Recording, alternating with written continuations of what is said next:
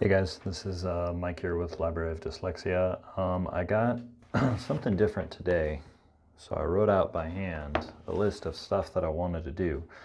And so I'm going to go through a list. It's going to be kind of more like stand-up comedy. It's not going to be philosophy. That's the next week's video. Anyways, so I'm recording this one because I'm on a time crunch. Hoo-yah. So rather than giving you nothing or a lame notice saying that there will be no video this week, I'm going to give you this.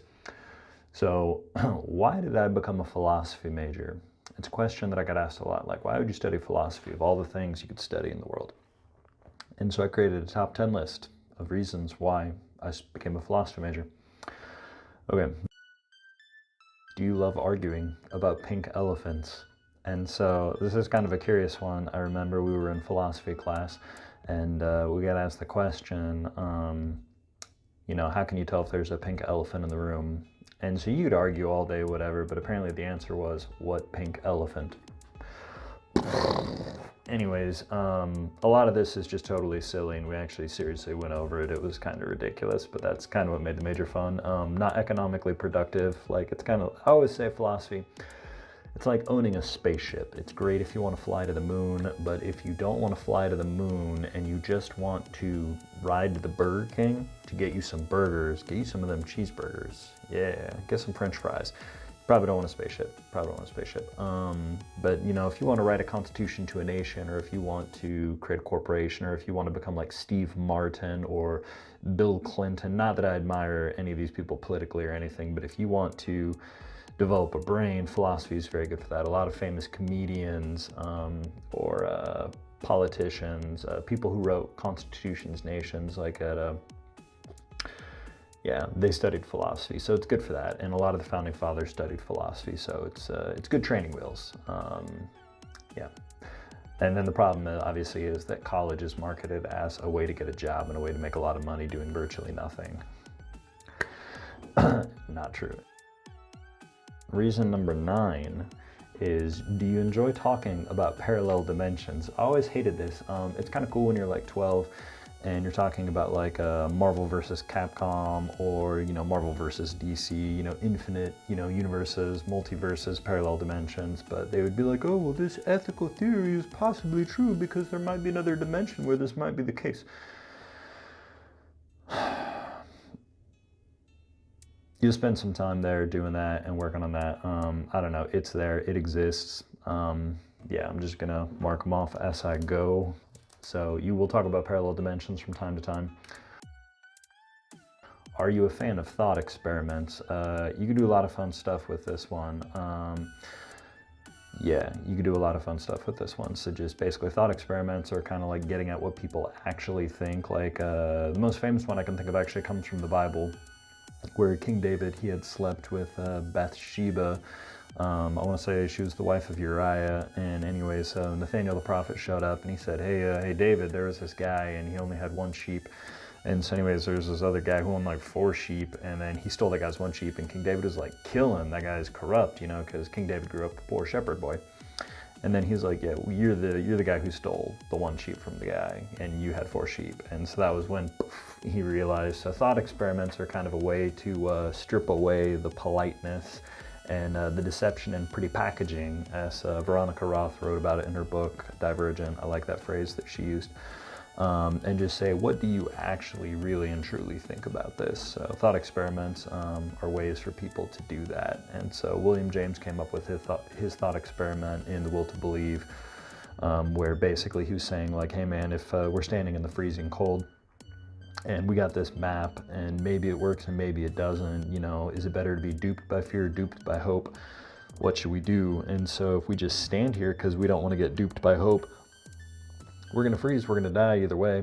What do we do? And so his argument was it's better to be, you're no worse off being duped by hope than you are to be duped by fear. And so therefore, because of that, something you can do is you can take the risk and go with a map and see where it goes, and you're no worse off for it. I mean, I don't know, I'd say it's better than just standing there freezing to death. Did you love algebra, turning math into numbers? Then have I got a deal for you. Okay, there's this class called logic, where they actually turn letters into to meanings and words. So like, you know, if A then B, if B then C, therefore if A then C. And so hypothetical syllogisms and stuff like that, you have to take a course. It's really hard. It's like an equivalent to college algebra. It's pretty complex stuff, but it's kind of fun. It's kind of fun. If you like that, then I don't know, maybe you'd like to be a philosophy major.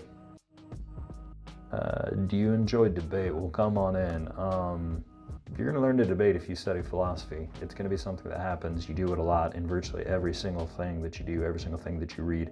Some debates are bigger than others. Some debates are more famous than others, but there's always, nothing is clear-cut in philosophy. Nothing is like, oh, well, this is just the way it is. Speed limit's 35 miles per hour. Sorry, Charlie. So, yeah, if you like debate, come on in.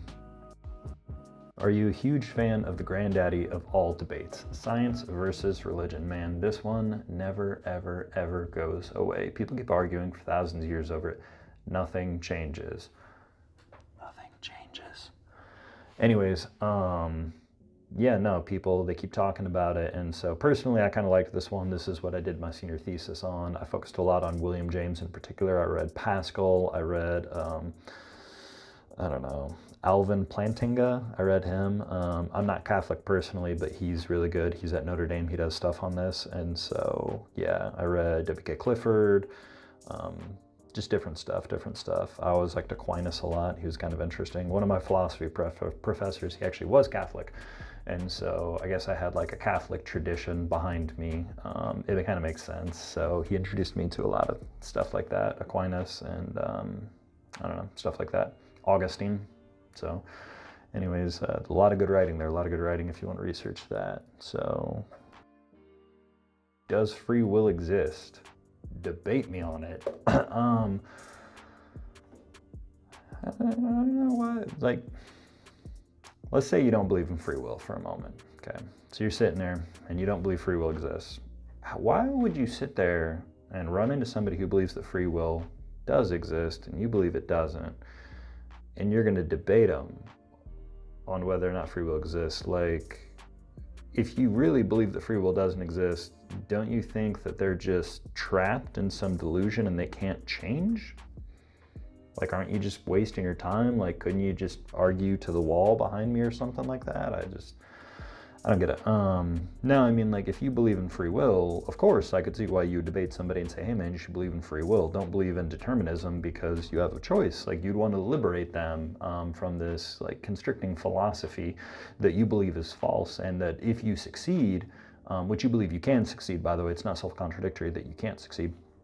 If you were to succeed at doing that, suddenly they have free will, and you've given them this gift that they never thought existed before. That's fantastic.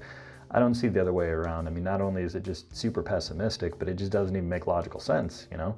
It's like me debating with this book, like, hey man, you know, you're not real, you don't exist. Like, the book doesn't care. Like, the book doesn't care. Like, the book doesn't care. Like, the book doesn't care.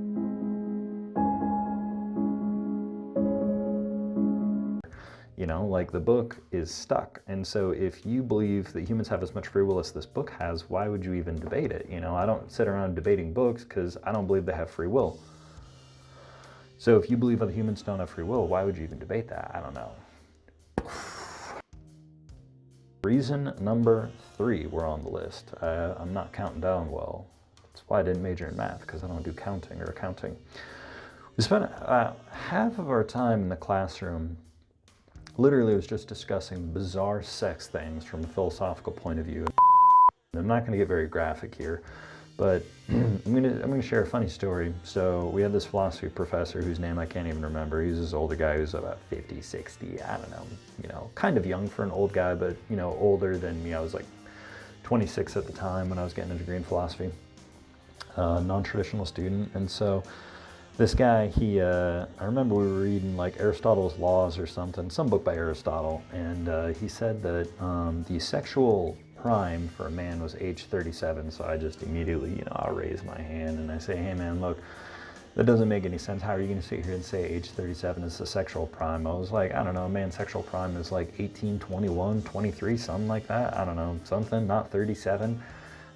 I still remember to this day that his response was, just wait, Michael, just wait. And I died laughing. Everybody started laughing at the old man in class because there's nothing you can say when the old man just calls you out on that like that. What are you gonna do? What are you gonna do? I don't know. It was funny. Anyways, another story, Plato's Republic. See, the thing is, when you study philosophy, everybody thinks it's like super smart stuff, like it's like climbing Mount Everest, or it's like studying calculus, or it's translating biblical Greek or some complex text. Like, can you speak Russian? Half the time it was like, it's like watching some comic book movie, except they just wrote it in book form thousands of years ago. So Plato's Republic, he had this allegory in there where he was talking about how if you're a tyrant, you should limit your abuse of power and limit the amount of powers you have, and you should give your people just a little bit of freedom, not too much, just a little bit, okay?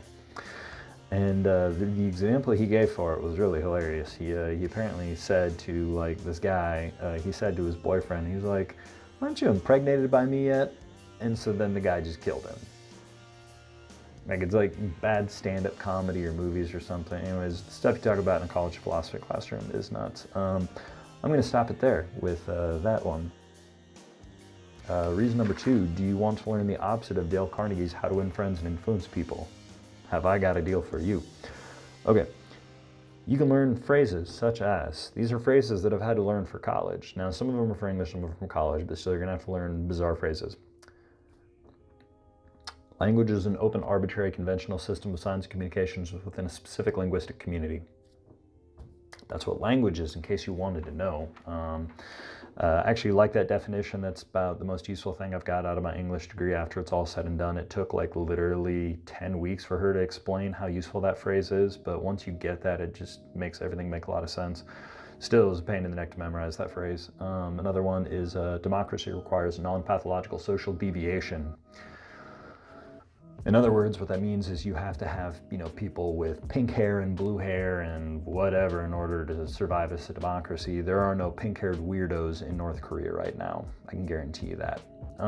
So anyways, and then you can throw around terms like the bourgeoisie. I can't even pronounce that term. Anyways, you can throw that around like it was toilet paper and you're TPing someone's house. Anyways, you can learn ridiculous phrases and learn how to alienate people by studying philosophy. Okay. But yeah, in all seriousness, it's about as alienating as Klingon. Reason number 1, the jokes. The jokes you will learn as a philosophy major are interesting, and you'll learn these because people ask questions like, what are you studying? Why would you do that? And they'll kind of make fun of you, and then you'll get a job and you'll annoy people because you'll be passionate about philosophy and you'll start talking about it and you'll think it's the greatest thing since sliced bread.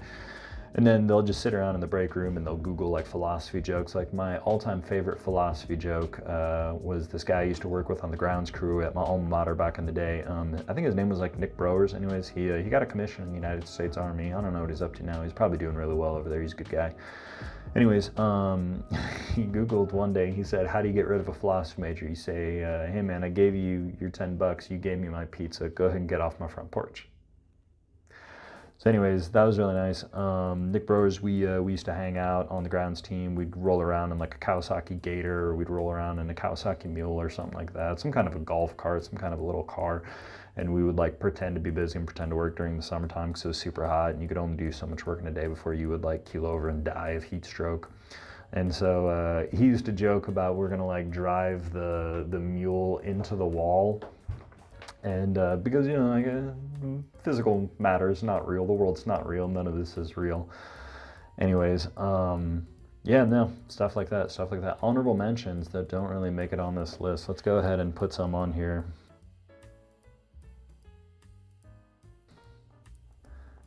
Okay, feminism. You'll talk a lot about that. You'll also learn how to debunk it, because a lot of it is very debunkable. Other people have done it better than myself, so I don't even bother. Communism. You'll read the Communist Manifesto. It's hilarious. It's not good. It's horribly written. It's garbage. Let's see. Video games? Yeah, I'll go ahead and write that down on the list. But yeah, you'll talk about video games. I knew a guy, he actually wrote, I think his name was James. Anyways, he wrote his senior thesis on video games. That was kind of interesting.